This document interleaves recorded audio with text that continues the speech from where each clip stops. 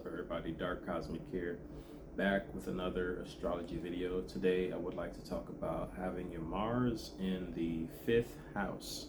So what is it like to have this placement? Now, first I would like to begin with what Mars actually is and the influence that Mars has on the sexes, male and female. So, Mars is your willpower, your motivation, it is your motives. Now, I guess you could say that's the same thing, but they're used in different ways sometimes. So, motives, most of the time, motives would be used in like a court setting, whereas motivation would be used in as a general term. So just providing you guys all the different ways that you can perceive Mars, right?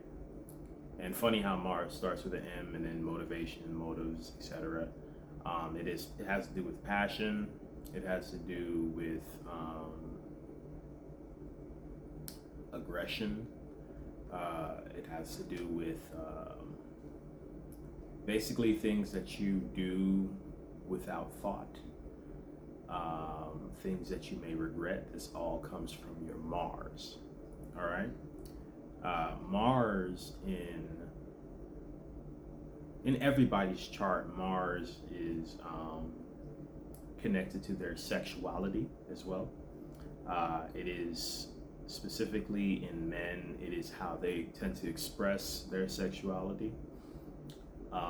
Because Mars is it's an arrow, right? I'm trying to do an arrow with my hands. Like this is like the stick portion of the arrow, and then this is the, I don't know, the lines that go like that. So Mars, the symbol for Mars is like an arrow, right? And it's like a circle. It's basically like a penis. So it's a circle. Then there's a stick, and then there's two arrows at the top, right? So, what was I trying to say here? Basically, oh yeah, I was talking about the sexuality of Mars. So this is how people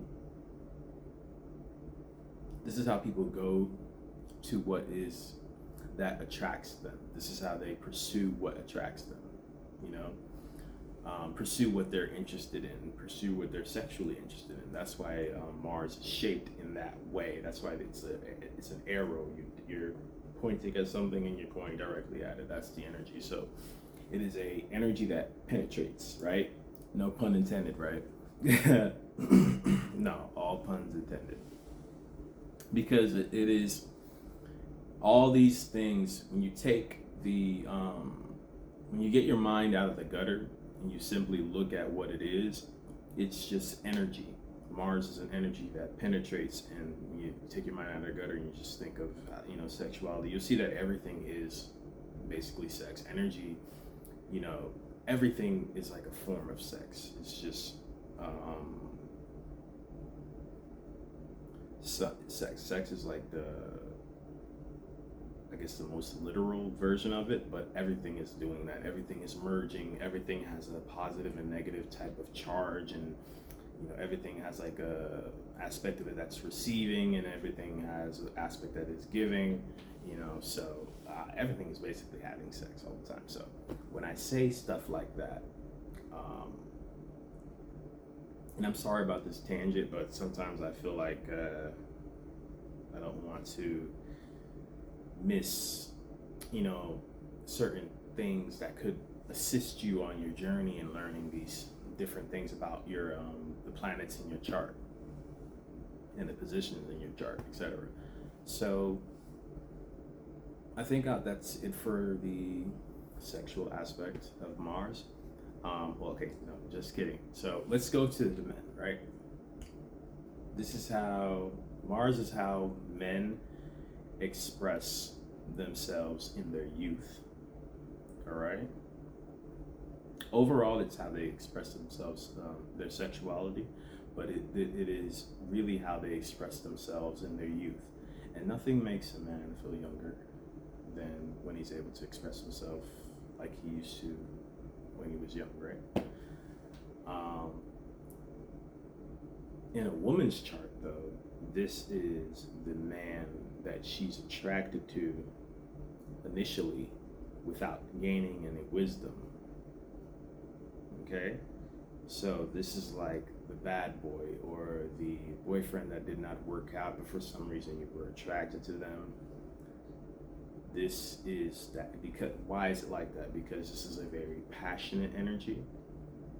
This is just simply has to do with attraction only, not so much as sustaining the attraction, because Mars is like an Aries energy. It has Scorpio energy attached to it too, which is a more sustaining energy. But most times people tap into the more Aries nature of Mars rather than the Scorpionic nature of Mars. And even then, when they tap into the Scorpionic nature, they tapped into the more obsessive nature of that Scorpionic energy, obsessive and possessive energy of it, aka becoming toxic. So most people don't utilize the higher natures of either energy for the most part. So, and I say that because it's true. That's why you see a lot of relationships don't work and marriages fail, because most people aren't utilizing the energies to their maximum level. They're just using them at the lowest tier, and then you wonder why everything is failing. If we were all working at the higher tiers of all these energies, then we would all be working together. Everything would just be flowing a lot better, for lack of a better word. So it's the bad boy for the women. It is. Now, these women might still be attracted to these type of men. No problem in that. But they might realize later down the line that this is a immature way for them to pursue relationships. They might look to other positions in their chart, like their Sun, their Jupiter, their Saturn. They'll look for traits in men that incorporate these type of energies. Pardon me, because they have to deal with more wisdom and stability, right? Pardon me. So Mars in the 5th house. Okay, that was 7 minutes of laying the foundation. Mars in the 5th house, not 7th house. Mars in the 5th house. So people with this placement, this is a Leo energy. The 5th house is the Leo house. So these people are their motives are to express themselves. They want to be seen. That is their motive. They want to be, not only do they want to be seen, they want to be praised. Their motive is to get praise, to be seen, to be the king, to be the queen, to be the god, to be the goddess, whatever, to be the greatest. They want to be seen for that. They are, their motives are very self-centered. Not selfish, but self-centered. The difference, which is very nuanced and not too. Okay, so the difference is very nuanced. Selfish is I'm gonna do my own thing and I don't need to involve you in any way. As a matter of fact, I don't even care about your existence or how you feel. Self-centered is I'm going to do my own thing and I'm going to make you watch. As a matter of fact, I would like you to be a fan of me doing my own thing and become a fanatic, which is the same thing as a fan, right? So these people, their motives are very self-centered. Okay, whether they want to admit it or not, they love attention, and they do a lot of things to get attention. Okay, that's not a bad thing. Somebody with this placement who ironically, or a similar placement, Mars and Leo, who ironically has an opposition in their chart, meaning their sun is the opposite of this energy. So their ego is not in agreement with their motivations, but yet this is what they're trying to do, is Michael Jordan himself. So Michael Jordan, famous basketball player, one of the most, if not the most famous basketball player of all time. He had Mars and Leo. And although he was an Aquarius, which would tell you, I don't want the attention, because Aquarius is it's when the sun is away. It's not the fall of the sun, but it is when the sun is away. So the sun is not at its brightest in Aquarius, which makes sense because it's in the winter time, right? It's cold season. So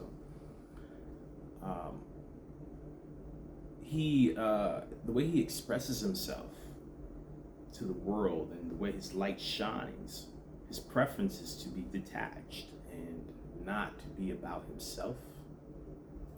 But when you dig deep and you watch his documentary, you see a lot of his stuff is self-centered based. Like a lot of the ways that he treated people, he came off like a humongous jerk to a lot of people, and it was the purpose was for him to be recognized as the greatest, and the purpose was for him to get out of his teammates what he wanted so he could be the greatest. And at the end of the day, people try to sway it and make it seem like he was doing this to help them, but really, when I look at it, I look at a man that was really trying to protect his own legacy.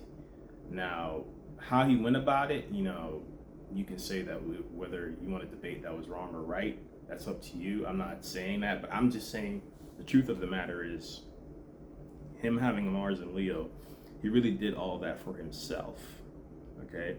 And he wanted people to rise him up to that God status, that greatest of all time status, that king status, and praise him for it, And he was willing to do things, be a jerk about it, etc. So, not saying that all people with displacement are jerks. Follow along, please. I'm not going in that direction. What I'm saying is, naturally, your motivations are self-centered. That's all I'm saying. And it will come out even if you have an Aquarius sun, the opposite. It will come out. It'll just leak out that what you're really trying to do is get the attention on you. So, now that's the negative aspect of this.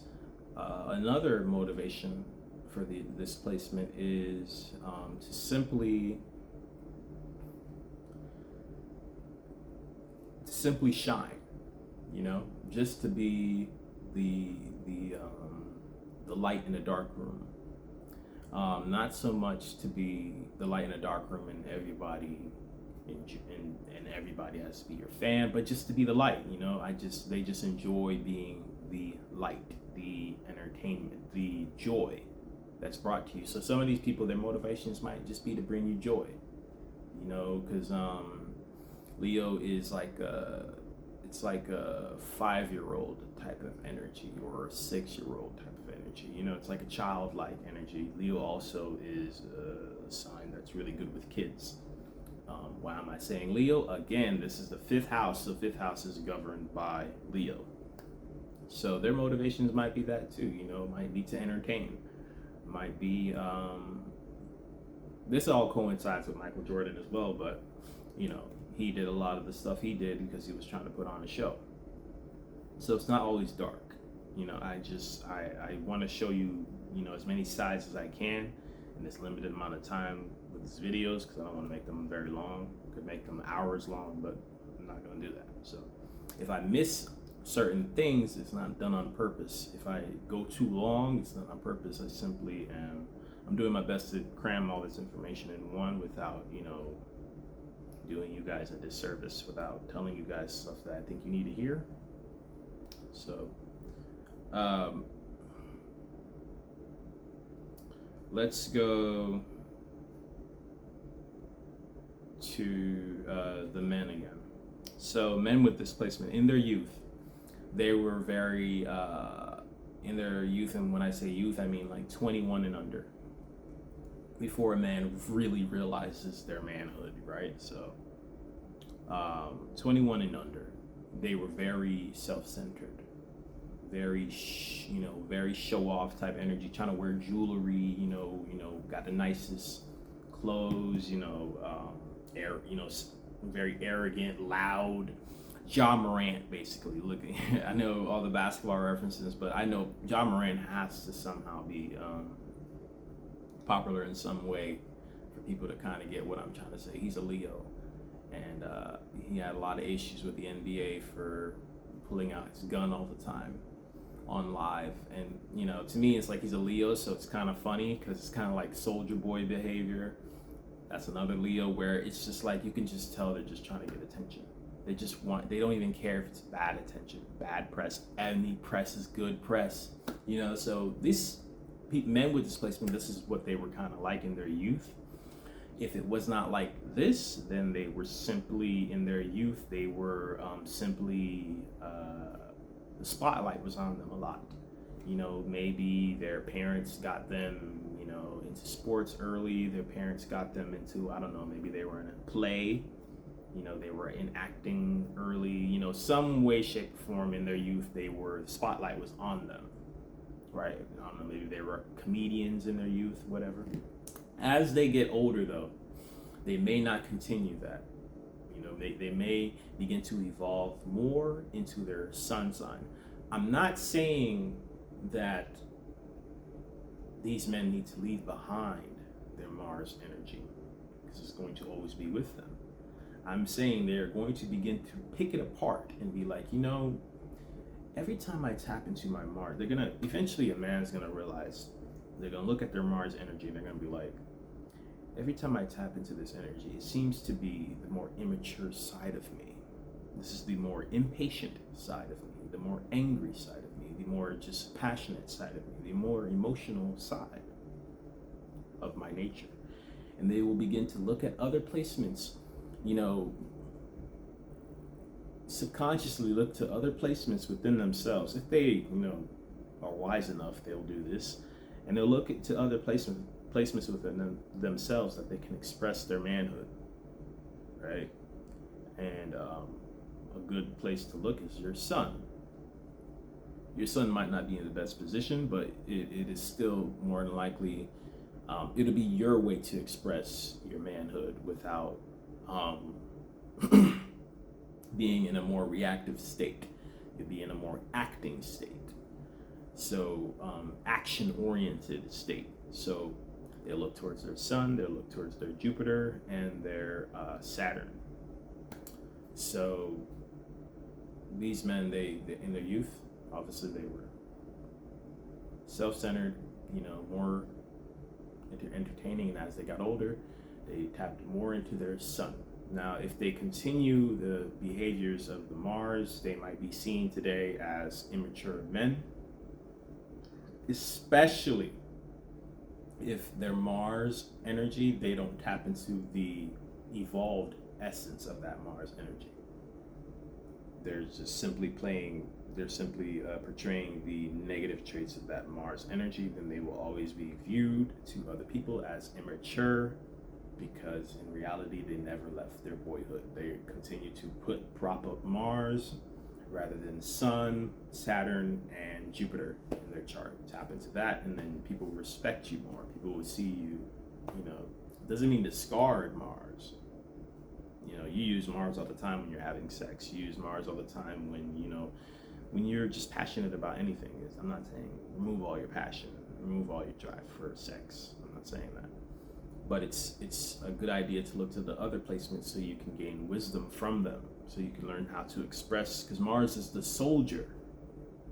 It obeys the commands of the sun, it listens to the wisdom of Jupiter, and it is, Mars is exalted in Capricorn, right? And Capricorn is ruled by Saturn, so it looks to Saturn for that stability and that longevity, that what's the word, legacy, So that's why it is important to look to those other placements, right? So let's go to the women with this placement.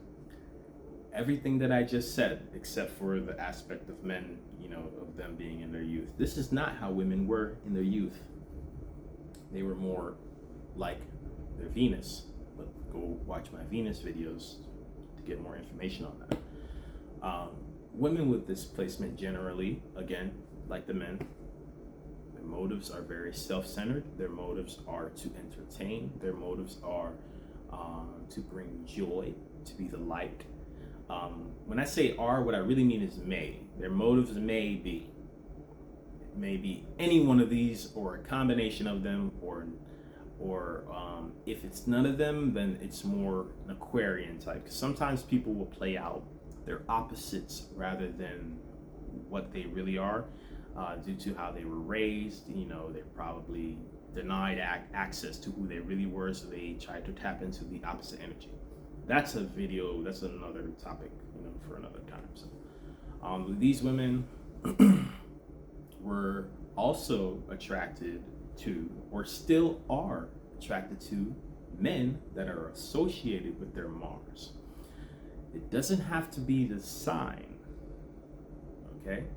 Meaning, let's say these women have Mars in Aries. I'm not saying that these women will be attracted to Aries men exclusively. I'm saying they will be attracted to the qualities that Aries men possess. And they will begin to notice over time, if they're wise enough, that this is in a more immature way, because this is just attraction. This has nothing to do with longevity. This has nothing to do with the wisdom that they've gained on their life journey. They're gonna be like, why am I attracted to this guy? No, he's gonna sleep with me and leave me, but yet I want to sleep with him still. Eventually, they're gonna come to the realization that they should stop fucking with these type of guys, right? Eventually, they should. They're wise enough, or they might continue. If they might, whatever. Who cares? Do what you want to do. But the wiser road would be to stop dealing with the men that are associated so much with your Mars, unless you see that they are associated with the positive aspect of your Mars. If they are exhibiting all the positive qualities of your Mars, then yeah, by all means. You